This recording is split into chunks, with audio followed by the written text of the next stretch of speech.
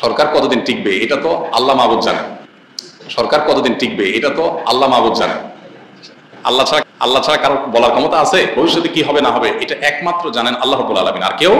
এই জন্য এই সরকার কতদিন টিকবে সেটা একমাত্র আল্লাহই ভালো জানেন। তবে তাদের সামনে চ্যালেঞ্জ অনেক বেশি। সরকার কতদিন টিকবে এটা তো আল্লাহ মাহবুদ জানেন। আল্লাহ ছাড়া কারো বলার ক্ষমতা আছে?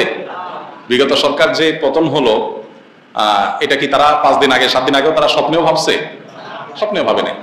আমরা অনেকেই হয়তো আছি যে আজকে রাত্রে আমার মৃত্যু, বা 1 ঘন্টা পর আমার মৃত্যু লেখা আছে, 2 মিনিট পর আমার মৃত্যু লেখা আছে, আমি বলতে পারি? তো কিছু বিষয় আছে ভবিষ্যতে কি হবে না হবে এটা একমাত্র জানেন আল্লাহ রাব্বুল আলামিন, আর কেউ। এই জন্য এই সরকার কতদিন টিকবে সেটা একমাত্র আল্লাহই ভালো জানেন। তবে তাদের সামনে চ্যালেঞ্জ অনেক বেশি।